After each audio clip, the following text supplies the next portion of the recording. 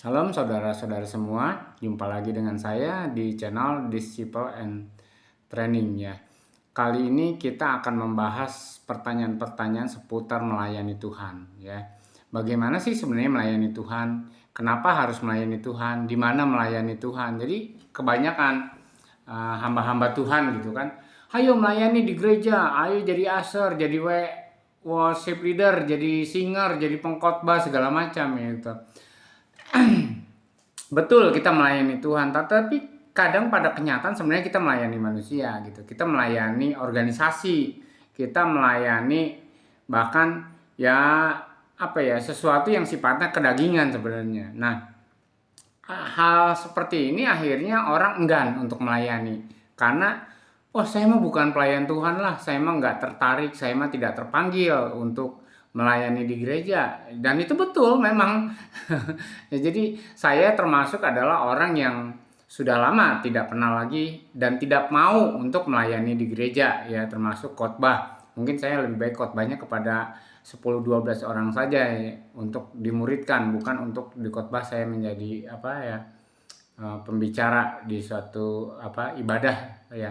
Karena nanti ada hubungannya terus ya, dari awal sampai akhir channel ini itu bertautan satu dengan yang lain, berbeda dengan kalau renungan harian dan sebagainya macamnya ya, atau khotbah-khotbah yang tidak bertalian satu sama lain. Jadi channel ini akan mengupas tuntas semua itu dari A sampai Z mengenai kehidupan kekristenan kita tahap demi tahap ya, karena itu disebutnya pemuridan. Pemuridan di sinilah kita belajar menjadi murid dan melakukan sesuatu dengan kehendak Tuhan. Jadi saya akan jawab pertanyaannya itu, sebenarnya di mana sih kita melayani Tuhan? Nah, saya sudah ceritakan sejak awal ya, di beberapa episode. Banyak sekarang orang melayani Tuhan tuh senggol-senggolan. Banyak orang melayani Tuhan akhirnya mencari uang. Banyak orang mencari melayani Tuhan gitu kan, melayani Tuhan untuk supaya dia dikenal, supaya dia dianggap hebat. Nah, saya juga sama. Dulu waktu saya melayani Tuhan, hebat khotbahnya, bagus khotbahnya. Sebenarnya karena saya sebagai guru ya, saya dulu sebagai guru, jadi nggak penting saya bagus atau tidak khotbah saya. Nggak penting sebenarnya saya bisa mengupas A sampai Z tentang firman Tuhan. Yang penting adalah bagaimana kita melakukannya, melaksanakannya. Dan ketika saya bertemu dengan teman-teman hamba Tuhan, Pak, kalau bisa saya jangan pernah diundang khotbah lagi ke gereja, karena saya cuma jadi pengajar, cuma jadi guru, tetapi tidak pernah menjadi guru yang benar, yaitu digugu dan ditiru. Nah, akhirnya saya belajar yang namanya pemuridan. Pemuridan adalah melakukan dan mengajarkan, bukan cuma membaca, memberikan pengajaran, tetapi tidak pernah melakukan. Jadi A sampai Z dari channel saya ini adalah semua yang pernah saya lakukan dan saya perbuat sampai hari ini. Jadi saya tinggal di dalam apa yang saya ajarkan kepada saudara-saudara. Nah, kenapa saya tidak mau melayani Tuhan di gereja, misalnya jadi singer, pengkhotbah segala macam? Yang pertama, itu tidak sesuai dengan firman Tuhan. Maaf ya. Itu bagus. Tetapi pelayanan itu bukan di situ maksudnya gitu loh. Karena firman Tuhan sendiri tidak mencantumkan dengan melayani itu di mana, itu enggak seperti itu ya. Nanti kita akan bahas. Mungkin orang menganggap bahwa contoh seperti Marta dan Marta tuh melayani ya kan, ya supaya ada makanan segala macam, tetapi Maria tuh tidak melayani, cuma duduk di kaki Tuhan. Nah, bagi Tuhan bahwa Maria melakukan sesuatu yang lebih baik daripada Marta. Nah, pernahkah kita melakukan sebenarnya pelayanan yang seperti itu, melayani Tuhan? Kenapa kita harus melayani Tuhan? Ya, karena Tuhan adalah Tuhan kita dan kita adalah hamba, maka harus dilayani. Nah, tetapi di mana kita melayani Tuhan? Itu yang menjadi masalah. Nah, organisasi dan gereja pada saat ini yang disebut gedung gitu kan, itu biasanya ingin ingin tampil wah dan semuanya organisatoris lah sebenarnya. Melayani itu harus nyanyi, mimpin pujian, mimpin penyembahan gitu. Jadi semua orang akhirnya tertarik di situ, main musik segala macam. Tetapi di dalam kehidupan sehari-hari dia tidak mau melayani. Di rumah disuruh sama orang tuanya ngambek gitu kan. Misalnya suruh nyapu, suruh ngepel, ini bukan tugas saya. Nah, ya itu sesuatu yang sebenarnya menjadi aneh sebenarnya. Makanya banyak hamba-hamba Tuhan akhirnya hidupnya tidak menjadi berkat bagi pembantu rumah tangganya, bagi supirnya. Bahkan ada supir yang hampir setiap hari dianjing-anjingin sama seorang pendeta karena dia supir seorang pendeta. Dan ketika dia cerita sama hamba Tuhan yang lain, hamba Tuhan ini kaget. Oh, ternyata teman saya yang pendeta itu luar biasa bobroknya. Nah, itulah yang terjadi karena kita menganggap bahwa pelayanan hidup suci itu di gereja. Jadi di luar gereja kita menjadi orang yang munafik. Nah, ini yang saya mau bahas. Di mana kita melayani Tuhan? Di mana kita ketemu Tuhan? Nah, kemarin episodenya ya kita belajar tentang bait Allah segala macam. Oh, ternyata kita ketemu Tuhan di gereja. Oke, kita akan nanti saudara cari sendiri ayatnya. Sengaja saya tidak memberikan ayat-ayat. Jadi gini, di mana Tuhan berada di situ kita berada. Jadi kalau kita ini seorang hamba, Tuhan itu seorang Tuhan, maka di mana Tuhannya berada, hamba itu berada. Baru itu benar-benar pelayanan. Jadi kalau dulu itu kacung, pengawal ya, pengawal pribadi itu sebenarnya hambanya itu. Terus melayani Tuhannya. Terus dia bekerja sama seperti Tuhannya bekerja. Jadi ada lagu, kerinduanku selalu berada di tempat kau berada. Kerinduanku selalu bekerja seperti Bapakku bekerja. Jadi gitu, seorang hamba itu ya memang Tuhan ada di gereja, tetapi ketika jadi WL kan kita tidak melayani Tuhan. Ketika jadi asar kita tidak melayani Tuhan. Ketika kita khotbah bisa jadi kita tidak melayani Tuhan. Bahkan ketika kita main musik supaya dapat uang gitu kan. Nah, ya saya tidak mengkritisi itu sebagai sesuatu yang jahat ya. Itu ya sah-sah saja, tetapi esensi melayani Tuhan adalah di mana. Ya, jadi saya berprinsip kalau Tuhan adanya sekarang di Papua, ya saya harus ke Papua. Kalau Tuhan mau ngajak saya gitu kan. Karena saya juga punya anak dan saya ingin dia bersama-sama dengan saya melayani saya. Yaitu di mana saya bekerja, anak saya bekerja. Dan demikian juga kehendak Tuhan. Jadi ada beberapa poin yang contoh saja ya. Sebenarnya banyak sekali hal yang melayani Tuhan itu di mana. Yang pertama gini, sebenarnya nanti saudara cari ayatnya lah. Ya, sengaja saya tidak beritahukan walaupun saya tahu sebenarnya. Jadi Tuhan itu berada di mana? Ketika aku lapar, di situ ada kamu. Ketika aku haus, di situ ada kamu. Ketika aku telanjang, di situ ada kamu. Ya kan? Ketika aku seorang asing, di situ engkau melayani aku. Ya, ketika aku di penjara, engkau juga melayani aku. Ya kan? Ketika apa lagi? Ketika di penjara sakit ya, engkau mengunjungi aku. Nah, jadi ada, kalau nggak salah ada 6 ya. Ada 6 kriteria di mana Tuhan berada. Makanya kan di pembahasan firman itu ya, jelas Tuhan berkata, dia seperti memisahkan domba dan kambing. Jadi siapa itu domba? Domba adalah orang yang berada di tempat Tuhan berada. Ya, ketika Tuhan lapar, ketika Tuhan haus, ketika Tuhan menjadi seorang asing, ketika Tuhan di penjara, ketika Tuhan sakit, ya kan? Nah, itu kita berada di situ, dan itulah yang disebut namanya melayani Tuhan. Karena kata Tuhan, apapun yang kamu lakukan bagi salah satu hambaku yang paling hina, Tuhan ngomongnya gitu, hambaku yang paling hina ini kamu melakukannya buat aku, karena di mana aku berada, disitulah kamu berada.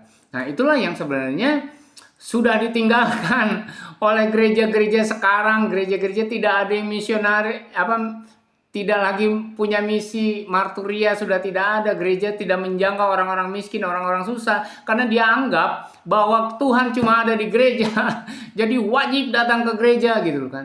Nah, berbeda dengan apa yang saya lakukan. Karena itu saya ajarkan kepada saudara, yuk mau ketemu Tuhan.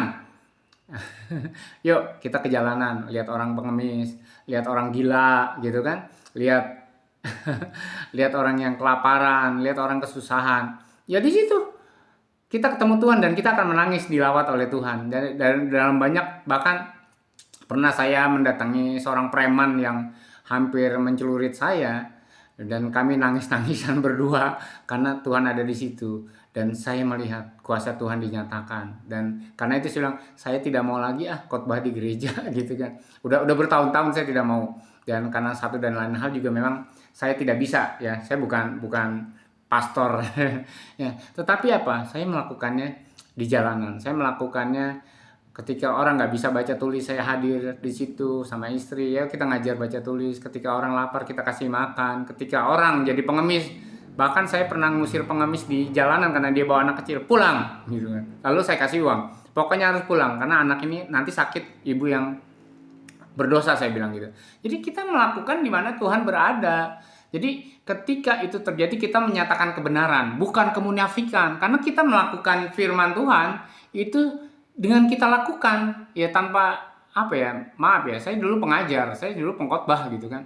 Tetapi kadang-kadang saya bertanya, apa yang saya khotbahkan itu tidak saya kerjakan.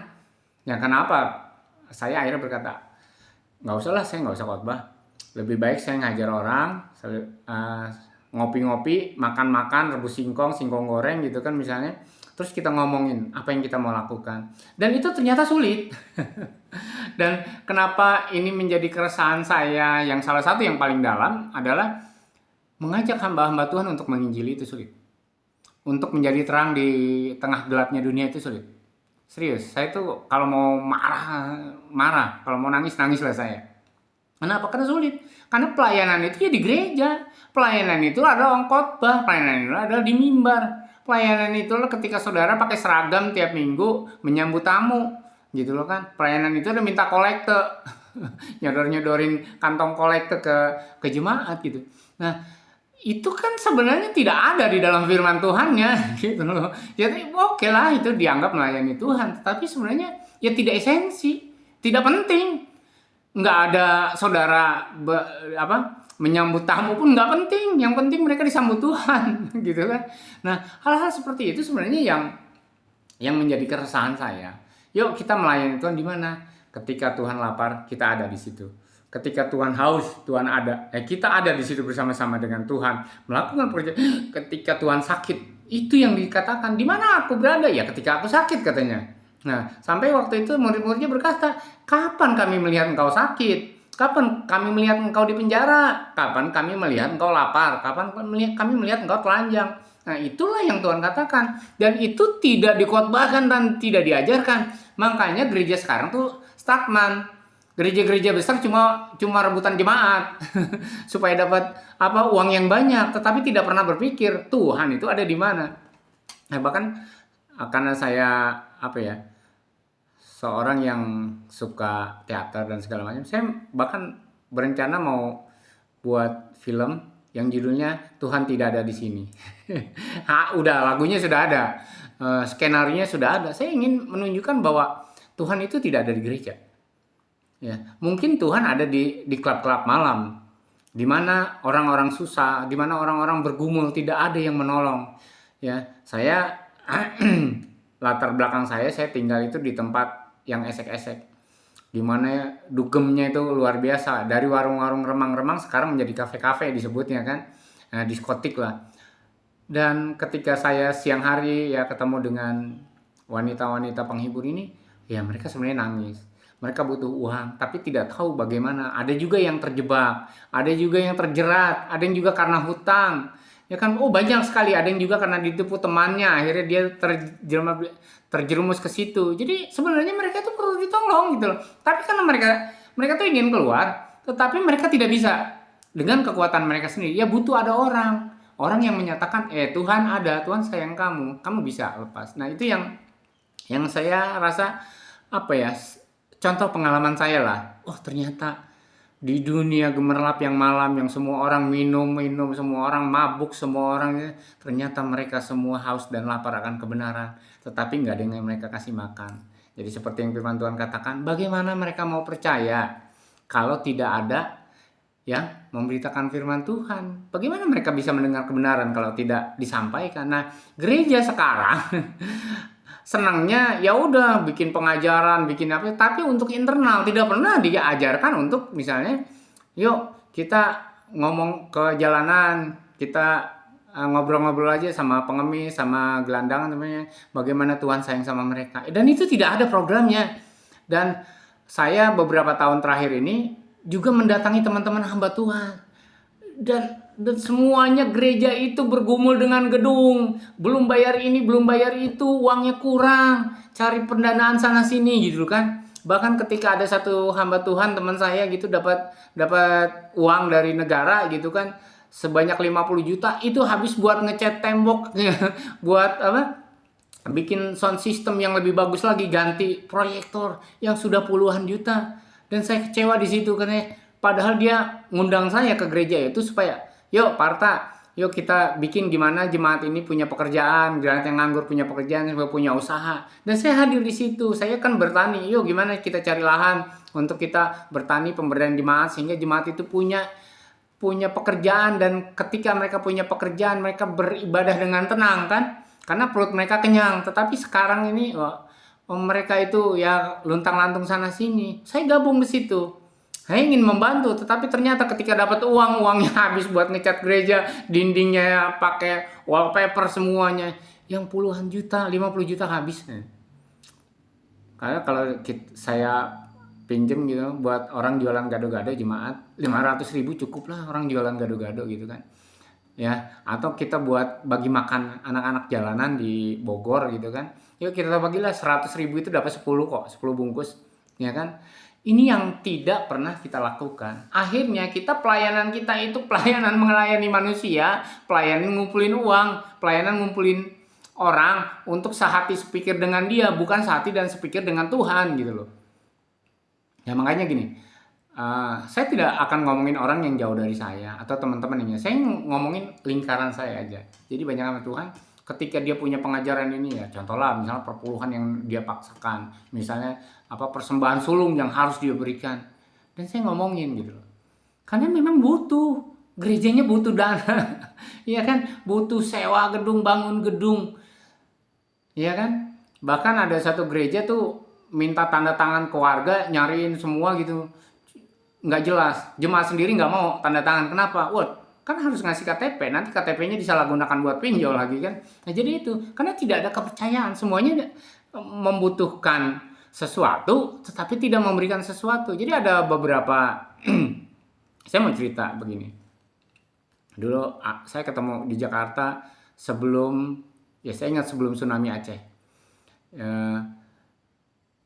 Orang ini adalah suami istri, karena dia punya usaha membuat boneka. Lalu dia pergi ke suatu daerah itu dia cari anak-anak perempuan yang tidak sekolah, karena daerah itu daerah miskin ya, anak-anak perempuan yang tidak sekolah. Lalu karena tidak sekolah diajarin bagaimana cara menjahit boneka. Nanti mereka kasih upah yang layak. Nah, karena apa ya? Ada beberapa, 20-30 orang kalau nggak salah. Saya sudah lupa karena itu kan 2000 berapa ya? Tsunami 2014 ya. Saya lupa. Nah, itu mereka mendidik orang-orang yang kerja itu ya, anak-anak yang putus sekolah itu mereka didik dengan nilai-nilai kerajaan surga, kejujuran segala macam. Lalu setiap hari raya mereka kasih yang namanya bingkisan, lalu bingkisan itu dikasih ke tetangganya, dikasih ke pemuka agamanya ya kan. Suatu kali ya, karena nilai-nilai itu dibagikan setiap pagi, nilai-nilai itu dibagikan, diceritakan ya kan. Ya mungkin saya tidak bisa menceritakan secara banyak, nanti nggak boleh tersebar nanti jadi heboh gitu kan. Nah setelah itu ada satu yang kerja gitu tanya, Bapak Ibu, kan setiap pagi kami tuh diajar kayak quote-quote-nya gitu untuk hidup seperti itu. Boleh nggak belajar itu? Nah, suami istri ini kaget karena apa yang diajarkan, apa yang dibagikan setiap pagi, nilai-nilai yang untuk dilakukan itu sebenarnya dari Alkitab. Nah, mereka tahu bahwa yang kerja sama dia semua itu adalah orang-orang non-Kristen. Nah, lalu mereka berdoa, setelah mereka berdoa bergumul gimana ngomongnya. Akhirnya mereka tunjukkan bahwa yang mereka bagikan, yang nilai-nilai yang bagikan, ayat-ayat adalah quote-quote yang mereka bagikan itu adalah di Alkitab. Alkitab ini adalah kitab sucinya orang Kristen, karena kami adalah orang Kristen. Nah, siapa yang mau gitu kan belajar boleh, tapi minta izin dulu sama orang tuanya. Nah, kalau orang tuanya mengizinkan, nanti minta izin sama guru agama setempat. Nah, harus juga mengizinkan. Kalau orang tuanya mengizinkan, guru agamanya tidak mengizinkan, tidak boleh belajar. kalaupun misalnya guru agamanya mengizinkan, tetapi misalnya orang tua tidak mengizinkan, itu juga tidak boleh belajar. Dan apa yang terjadi saudara-saudara, dengan nilai yang selalu mereka bukan cuma mereka harus belajar di dalam pekerjaan itu, tetapi mereka juga ke masyarakat menjadi baik hati dan segala macam semuanya. Orang tua mereka dari 30 orang yang kerja, wanita putus sekolah ini, anak-anak putus sekolah ini, semuanya mengizinkan. Orang tuanya mengizinkan, guru agamanya, wah, si hamba Tuhan suami istri ini kaget. Ternyata luar biasa dampaknya. Kenapa bisa begini? Karena mereka melihat nilai-nilai. Setelah bertahun-tahun mereka melihat bahwa anak-anak mereka berubah. Setelah bertahun-tahun mereka melihat anak-anak mereka menjadi orang yang jujur. Setelah bertahun-tahun, ya kan? Mereka melihat bahwa orang yang bekerja di situ itu menjadi luar biasa, menjadi baik hati, menjadi sopan santun segala macam. Karena si hamba Tuhan suami istri ini mengajarkan, melakukan, dan semuanya melihat, dan demikian juga yang kerja di situ semua terpengaruh. Maka terjadi yang namanya kebangunan rohani yang luar biasa. Ya, itu salah satu contoh. Ada banyak sebenarnya yang saya bisa ceritakan ya di tempat lain gitu kan. Ya misalnya di daerah tertentu yang pertanian juga seperti itu gitu kan. Nah, saya tidak akan menceritakan begitu banyak, tapi intinya gini, kita melayani Tuhan itu di mana saja, di ladangnya Tuhan, bukan di gedung, bukan di organisasi, bukan di tempat di mana Tuhan itu ya bukan tidak ada gitu. Kita anggap Tuhan ada di situ, padahal Tuhan tidak ada di gedung. Karena rumah Tuhan, bait Allah sudah dihancurkan. Tuhan sekarang hadir di dalam diri kita. Ya seperti yang saya bahas kemarin, kita adalah bait Allah. Jadi kita yang pergi, kita yang menghampiri semua orang supaya mengalami hadirat Tuhan. Jadi melayani Tuhan di gedung, melayani Tuhan di organisasi itu suatu hal yang salah besar. Ya, saya tidak bilang itu dosa, sesat, segala macam, tapi salah besar. Nah, akhirnya gereja itu cuma ngurusin ke dalam, tidak pernah keluar. Jadi ini yang ingin saya sampaikan. Semoga Roh Kudus menginsafkan kita akan dosa, akan kebenaran, dan akan penghakiman. Nah, ini jangan sampai pelayanan kita itu menjadi sesuatu yang tidak berkenan sama Tuhan, gitu kan. Wah. Nah, saya percaya Tuhan berkenan kok sama apa yang kita lakukan di gedung gereja. Tetapi kita semua tahu itu bukan yang Tuhan maksud. Ya Tuhan izinkan, tetapi Tuhan tidak bermaksud kita disuruh di situ gitu kan. Nah, itulah yang sebenarnya kita harus memahami bersama. Semoga apa yang saya sampaikan dan semoga Roh Kudus menjamah kita semua dan kita melakukan apa yang benar di mata Tuhan.